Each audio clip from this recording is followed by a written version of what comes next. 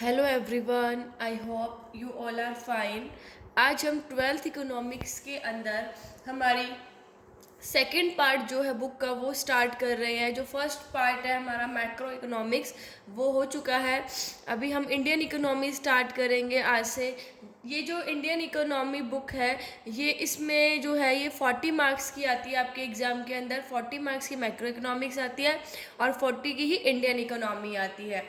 So Indian economy के अंदर आज हम अपना फर्स्ट चैप्टर स्टार्ट करेंगे जिसका नेम है Indian economy on the eve of independence. ठीक है, ये Indian economy on the eve of independence की जब इंडिपेंडेंस से जस्ट बिफोर, ठीक है, जब हमारा देश आज़ाद हुआ था तो उससे पहले मतलब उससे जस्ट बिफोर जो है वो हमारी इंडिया की इकोनॉमी कैसी थी।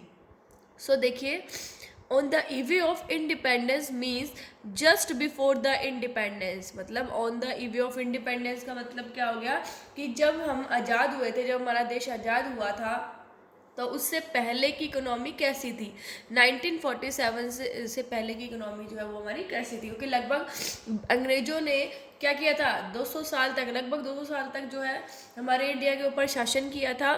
ठीक है, तो वही इसके अंदर हम पढ़ेंगे कि at the time of independence, ठीक है, on the eve of independence जो है वो हमारी इंडियन इकोनॉमी कैसी थी। सो देखिए, economy of a country includes all production, distribution or economic activities that relates with people and determines the standard of living। देखो, एक कंट्री की इकोनॉमी के अंदर क्या क्या चीज़ें होती है, प्रोडक्शन भी होता है, ठीक है, डिस्ट्रीब्यूशन भी होता है गुड्स एंड सर्विसेज का, इकोनॉमिक एक्टिविटीज़ की जाती है जो कि पीपल से रिलेटेड होती है और यही लोगों के स्टैंडर्ड ऑफ लिविंग को डिटरमाइन करती है। ठीक है, तो जब इंडिपेंडेंस से जस्ट बिफोर जो हमारी इंडियन इकोनॉमी है वो बहुत बैड शेप में थी। क्यों? क्योंकि उस टाइम पर क्या था, ब्रिटिश कॉलोनियल रूल था। ठीक है, क्या था, ब्रिटिश कॉलोनियल रूल। अब ये जो ब्रिटिश कॉलोनियल रूल है ये क्या होता है, ये अब हम नेक्स्ट इधर स्टडी करेंगे। सो देखिए, colonial exploitation of the Indian economy under the British rule, कि जब ब्रिटिश रूल था, ठीक है, जब अंग्रेजों का शासन था हमारे देश के ऊपर, तो उस टाइम पर वो हमारे इंडिया को कैसे एक्सप्लॉयट करते थे वो हम इसके अंदर स्टडी करेंगे।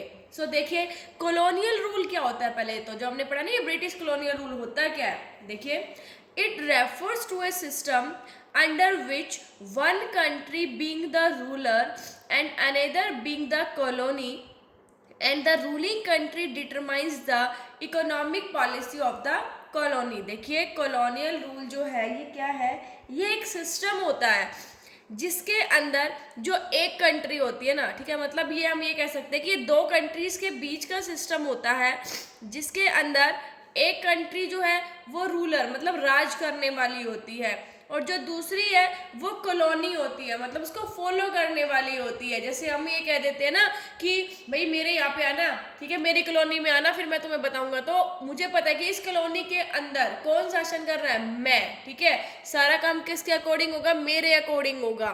सो जो रूलर है, ठीक है, एक कंट्री है वो क्या होती है, रूलर होती है, मतलब राज करने वाली होती है, और दूसरी कॉलोनी होती है जो कि उसे फॉलो करती है। And the ruling country determines the economic policy of the colony. और वही जो रूलिंग कंट्री, जो राज करने वाली कंट्री होती है, वही उस कॉलोनी की जो भी इकोनॉमिक पॉलिसी होती है उसको डिटरमाइन करते हैं। सो उस टाइम पर जो रूलिंग कंट्री, ठीक है, कौन सी थी, मतलब जो राज है वो कौन करते थे, अंग्रेज करते थे, और फॉलो कौन करता था, कॉलोनी क्या थी, हमारी इंडिया की, ठीक है, हमारी इंडिया थी।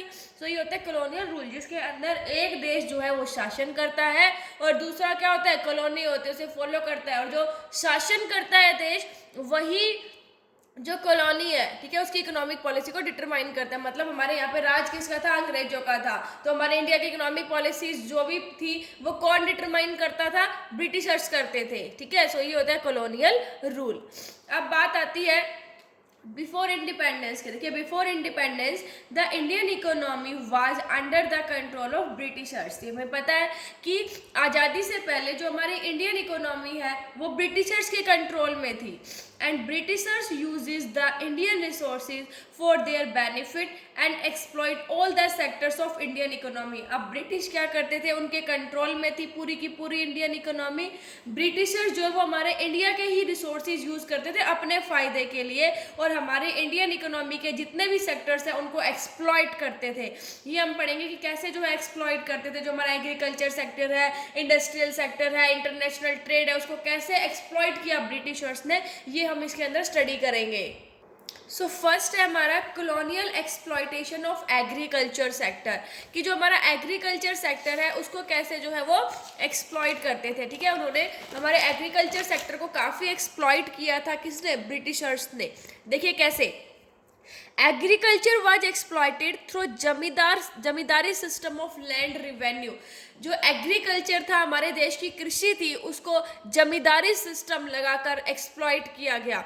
अब क्या था ये सिस्टम? इसके अंदर क्या होता था, देखिए, zamindar was declared as owners of the soil. जो जमींदार थे, ठीक है, जो जमींदार थे उसको क्या कर दिया, जो जमीन है ना उसका मालिक डिक्लेयर कर दिया कि वो इसके मालिक है। They were to pay a fixed sum to the government by way of land revenue and were free to extract as much as they wished from the tillers of the soil। देखिए वो क्या करते थे, जो भी उनको उस land से रिवेन्यू होता था ना, उसका कुछ पार्ट, एक फिक्स परसेंटेज, ठीक है, एक फिक्स सम जो है वो गवर्नमेंट को देते थे, और उसके बाद वो फ्री थे। कौन? जो जमींदार थे वो फ्री थे। वो जो टीलर्स ऑफ द सोयल है, टीलर्स जो है, ठीक है, टीलर्स कौन हो गए? जो फार्मर्स होते हैं, ठीक है, उनसे कितना भी काम वो करवा सकते थे। देखो, जमींदार क्या बन गए? मालिक बन गए, ठीक है, और वो गवर्नमेंट को एक फिक्स पे देते थे, फिक्स सम ऑफ मनी देते थे लैंड रिवेन्यू की, और उसके बाद वो जितना मर्जी चाहे उतना काम फार्मर से करवा सकते थे। उसके बाद tillers of soil get minimum for survival. अब जो टीलर्स थे सोयल के, ठीक है, जो भी फार्मर्स थे, उनको क्या था कि सिर्फ उन्हें इतना मिलता था कि जिससे वो अपनी जीविका चला सके, मतलब सिर्फ खाना पीना कर सके। मतलब ये भी नहीं कि कल के लिए भी कुछ बचा सके, नहीं, सिर्फ आज का जो है वो चल सके, कि आज की रोटी जो है वो खा सके, मतलब इतना ही उन्हें मिलता था। जो ओनर्स थे, जो जमींदार थे, वो सिर्फ इतना ही देते थे कि बस वो क्या कर सके, रोटी खा सके। They were left with no surplus for investment। उनके पास कोई भी सरप्लस, कोई भी एक्स्ट्रा पैसा नहीं था कि वो आगे इन्वेस्ट कर सके, जमीन के अंदर इन्वेस्ट कर सके, कुछ कर सके, नहीं, बस उन्हें इतना मिलता था कि जिससे वो क्या कर सके, अपनी जो मतलब आज का जीवन चल सके, बस ये था। कल का भी उन्हें कोई वो नहीं था, कि इतना पैसा भी नहीं था कि कल भी कमा सके। रोज का काम रोज करते थे और रोज उन्हें मिलता था और रोज वो खाते थे, बस यही था।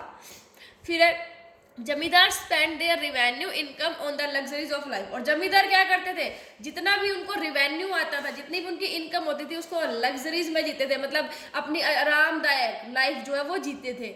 लिटिल और no investment was made for the development of agriculture. या तो बहुत कम या कोई भी इन्वेस्टमेंट जो है वो नहीं करते थे एग्रीकल्चर के डेवलपमेंट के लिए, सिर्फ अपनी जो है लग्जरियस लाइफ जो है वो जीते थे। तो देखिए एग्रीकल्चर सेक्टर को ऐसे एक्सप्लॉइट किया उन्होंने, ब्रिटिशर्स ने, ठीक है। नेक्स्ट है colonial exploitation of industrial sector. अब इंडस्ट्रियल सेक्टर को भी क्या किया, काफी एक्सप्लॉइट किया। देखिए ब्रिटिश रूल से पहले जो इंडिया के यहाँ जो इंडस्ट्रियल सेक्टर है वो हैंडीक्राफ्ट के लिए बहुत फेमस था, ठीक है। हैंडीक्राफ्ट मतलब जो हाथ से बनी हुई चीजें होती हैं, हैंडीक्राफ्ट की मतलब बहुत अच्छी रेपुटेशन थी हमारे इंडिया के अंदर, लेकिन उसको ब्रिटिश गवर्नमेंट ने क्या कर दिया, डिस्ट्रॉय कर दिया। कैसे डिस्ट्रॉय किया, देखिए, foreign demand for the Indian handicraft was destroyed by way of heavy duty on their exports. अब देखिए उन्होंने जो हमारे इंडियन हैंडीक्राफ्ट की फॉरेन डिमांड थी, मतलब जो चीज़ें यहाँ पे बनी होती थी लेकिन बाहर के लोग उसे क्या करते थे, डिमांड करते थे, उसे लेना चाहते थे, तो फॉरेन डिमांड उन्होंने ख़त्म कर दी। कैसे भाई, हमारे यहाँ पर कोई चीज़ बन रही है इंडिया के अंदर तो हम बाहर भेजेंगे, एक्सपोर्ट करेंगे, तो भाई इंडिया वाले जो है ना वो एक्सपोर्ट कम से कम कर सके, इसके लिए उन्होंने हैवी ड्यूटी लगा दी उसके ऊपर कि आपको इतना चार्ज देना पड़ेगा। तो उन्होंने क्या कर दिया, इंडियन हैंडीक्राफ्ट की फॉरेन डिमांड को ऐसे डिस्ट्रॉय किया। दूसरा, domestic demand for the Indian handicraft was destroyed by way of duty free import of the British goods in the Indian market. वो शाने थे ना ब्रिटिशर्स, क्या किया उन्होंने, अरे बाहर की डिमांड तो इंडियन हैंडीक्राफ्ट की खत्म की साथ में हमारे देश की भी कर दी, मतलब इंडिया में भी उसकी बिक्री ना हो सके। अब इंडिया में उसकी बिक्री ना हो सके, उसने क्या कर दिया, उन्होंने क्या कर दिया, इम्पोर्ट बाहर से अपने जो ब्रिटिशर्स जो थे, ठीक है, जो ब्रिटिश गुड्स जो है वो मंगवाना स्टार्ट कर दिया बाहर से इंडियन मार्केट के अंदर, और कोई ड्यूटी नहीं देनी। मतलब इंडिया वाले अगर अपने गुड्स को बाहर बेचते हैं तो हैवी ड्यूटी देनी पड़ेगी, एक्सपोर्ट ड्यूटी। लेकिन अगर ब्रिटिश सर जो थे वो अपने ब्रिटिश गुड्स हमारे इंडिया के अंदर लेके आते हैं तो उन्हें कोई ड्यूटी नहीं देनी पड़ती थी। तो हमारी बाहर की फॉरेन डिमांड तो खत्म की साथ में इंडिया की भी डिमांड क्या कर दी, उन्होंने खत्म कर दी। ब्रिटिश बहुत सियाने थे, कम रेट पर जो है वो गुड्स अवेलेबल करवाते थे। सो देखिए इंडस्ट्रियल सेक्टर का एक्सप्लॉयटेशन जो है उन्होंने इस तरह से किया। नेक्स्ट है colonial exploitation of international trade. अब इंटरनेशनल ट्रेड का भी, इंटरनेशनल ट्रेड क्या होता है, जो दो देशों के बीच में एक्सपोर्ट एंड इंपोर्ट होता है। जब दो कंट्री आपस में चीजें खरीदती या बेचती है तो उसे इंटरनेशनल ट्रेड कहा जाता है।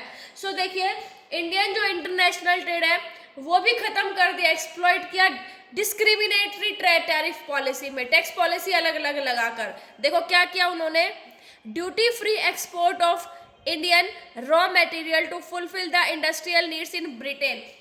उन्होंने क्या किया कि इंडिया का जो रॉ मटेरियल है, जो कच्चा माल मिलता था, ब्रिटेन बेच दिया। देखो क्या किया, बहुत शाने थे कि यहाँ से इंडिया से कच्चा माल कहाँ बेचते थे, ब्रिटेन में बेचते थे, कोई ड्यूटी नहीं। देखो ड्यूटी फ्री, बिल्कुल कोई चार्ज नहीं, कुछ नहीं। क्यों? क्योंकि उन्होंने अपना काम जो निकलवाना था। जब इंडिया का फायदा होता था वहां पर तो हैवी ड्यूटी लगा देते थे, लेकिन जब अपना फायदा होता था तो उसे ड्यूटी फ्री कर देते थे। अभी यहाँ का जो रॉ मटेरियल है वो ब्रिटेन की इंडस्ट्रियल मार्केट के अंदर दिया, ठीक है। और उसके बाद duty free import of British goods to expand demand for the British goods in the Indian market. मतलब कच्चा माल भी यहाँ से जाएगा, और उसके बाद जब ब्रिटेन में जब गुड्स बनकर तैयार होते थे तो बेचना भी कहाँ है, इंडिया के अंदर बेचा उन्होंने, ठीक है। और इंपोर्ट भी क्या कर दिया, ड्यूटी फ्री कर दिया, ताकि उनके गुड्स की डिमांड हमारे इंडियन मार्केट्स के अंदर बढ़ सके। तो देखिए जब रॉ मटेरियल बेचना था तो कोई ड्यूटी नहीं, और जब अपने गुड्स इंडिया के अंदर बेचने थे तो भी कोई ड्यूटी नहीं। तो देखिए कैसे इंटरनेशनल ट्रेड को भी एक्सप्लॉइट किया गया। सो देखिए इन्हीं कॉलोनियल एक्सप्लॉयटेशन हुआ, ठीक है। देखो जब ब्रिटिशर्स ने कॉलोनियल एक्सप्लॉयटेशन किया उसकी वजह से जो हमारी इंडियन इकोनॉमी है वो स्टैग्नेंट और बैकवर्ड बन गई। तो ये था हमारा कि कैसे जो है कॉलोनियल एक्सप्लॉयटेशन किया गया हमारा इंडियन इकोनॉमी का ब्रिटिश रूल ने, ठीक है। ब्रिटिश रूल के अंडर कैसे जो है हमारी जो इकोनॉमी है उसको एक्सप्लॉइट किया गया। सो आई होप आपको ये सब समझ आ गया होगा। Thank you, stay safe, stay home.